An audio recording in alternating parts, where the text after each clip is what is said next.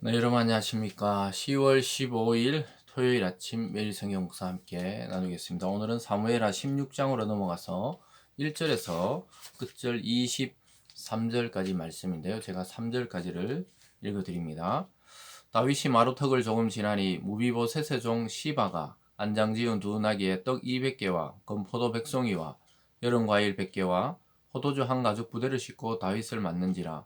왕이 시바에게 이르되 내가 무슨 뜻으로 이것을 가져왔느냐 하니 시바가 이르되 나귀는 왕의 가족들이 타게 하고 떡과 과일은 청년들이 먹게 하고 포도주는 들에서 피곤한 자들에게 마시게 하려 함이니이다.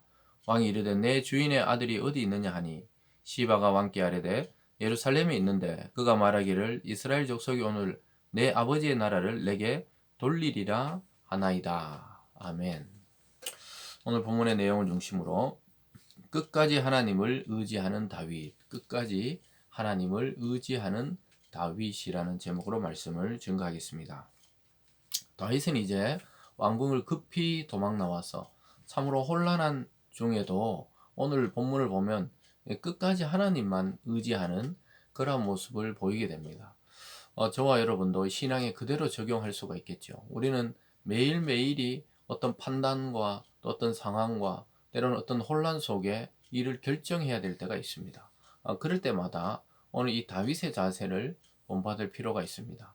그때마다 우리는 기도하고 하나님이 원하시는 뜻이 무엇인지를 판단하고 또 그리고 어떤 유리한 상황이나 불리한 상황 속에서도 끝까지 하나님은 나를 구원하시고 또 인도하시고 또 결국은 선대하셔서 나에게 은혜를 베푸시는 분임을 끝까지 믿고 의지할 필요가 있다는 사실입니다.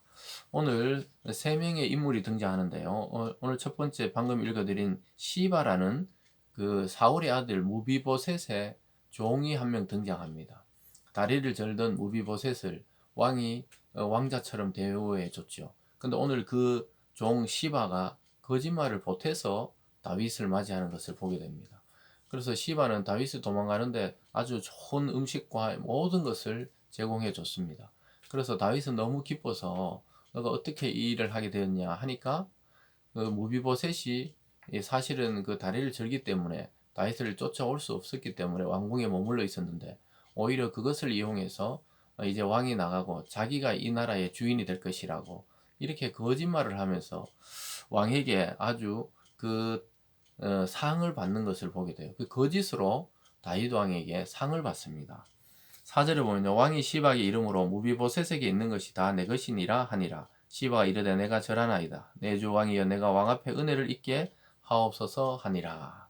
그 자기 주인이었던 무비보셋을 모함한 거죠. 무비보셋은 실제로 나중에 다윗이 다시 돌아와서 이야기를 해보면 자기가 불편해서 따라갈 수가 없었다는 것을 알게 됩니다.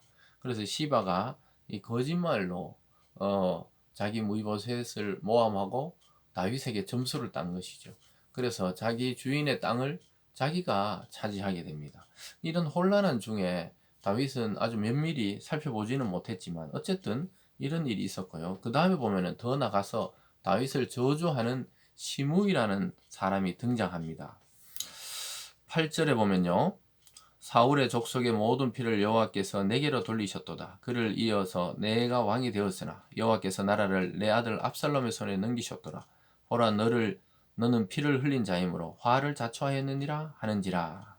그 시므이라는 사람이 이제 다윗이 도망가니까 막 그 언덕에서 다윗에게 돌을 던지면서 저주를 퍼붓는 장면입니다. 너가 사울을 이겨가지고 왕이 된 것 같았지만 사실 하나님이 너의 아들 압살롬을 통해 너에게 보복하시고 화를 자초하고 있다.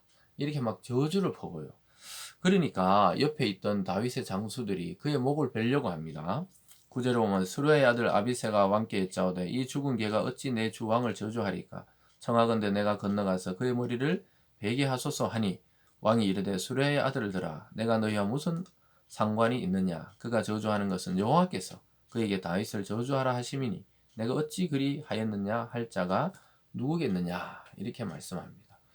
그 다윗은 이 시므의 저주를 인간적으로 받아들이지 않고 하나님이 나의 그 과거의 잘못과 또 나의 어떠함을 통해 깨닫게 하기 위해서 저 시므의 입을 통해 나를 하나님이 저주하고 있다. 그러면서 그의 목을 베지 못하도록 하는 것을 보게 됩니다. 아주 성경적이고 이 신앙의 해석이 아니라면 이 왕으로서의 이 자존심이 있지 가만두겠습니까? 목을 이미 잘랐겠지만 온갖 모욕을 당해도 이것은 자기가 받아들여야 하는 상황이라고 이야기하고 있습니다. 그리고 뭐 시므이가 저주할 정도로 지금 다윗 왕은 공경에 처해 있는 것이죠. 그렇지만 다윗은 끝까지 하나님을 의지하는 거예요. 이것이 하나님이 계획하신 일이라면 결과는 하나님의 손에 달려 있다는 것을, 여러분 이것이 어렵다니까요. 우리가 막상 이런 일들과 또 모함과 오해와 또 공격을 당할 때 우리가 이처럼 하나님의 뜻으로 또 하나님의 상황으로 받아들이기가 어렵습니다. 근데 다윗은 끝까지 그렇게 해요. 그렇지만 13절에 보면 다윗과 그의 추종자들이 길을 갈 때 시므이는 산비탈로 따라가면서 저주하고 그를 향하여 돌을 던지며 먼지를 날리더라. 아니 조금 전까지 왕인 사람 앞에서 이런 저주를 퍼붓는 이 시므이의 모습을 참 보게 됩니다. 사람들이 권력 앞에서는 굉장히 굽신거리는 척하지만 그 권력이 떨어져 나갈 때 뒤도 안 돌아본다는 것을 여기서 보고 있죠. 이 백성의 심리랄까요? 요즘 말로 하면 뭐 사람들의 그 지지라든가 이런 것들은 한순간에 그냥 날아가는 것이죠. 그래서 우리가 사람의 인기보다도 하나님께 인정받는 자가 되는 것이 더욱 중요한 사실이 여기 등장하고 있습니다. 오늘 마지막 세 번째로는 후세가 위장해서 압살롬에게로 돌아가는 것을 보게 돼요. 이 앞에서 봤듯이 다윗이 그 후세에게 나를 따르는 것보다 너가 왕궁에 가서 오히려 압살롬의 편인 것처럼 해서 그 정보를 나에게 알려달라 이렇게 말을 합니다. 16절에 보면요, 다윗의 친구 아렉 사람 후세가 압살롬에게 나갈 때 그에게 말하기를 왕이여 만세 하니 압살롬이 후세에게 이르되 이것이 내가 친구를 후대하는 것이냐 네가 어찌하여 내 친구와 함께 가지 아니하였냐 하니. 후세가 자기 아버지 친구면서 자기 아버지의 책사였는데 오히려 자기를 환영하고 막 왕이여 만세를 부르니까 압살롬도 의아한 거예요.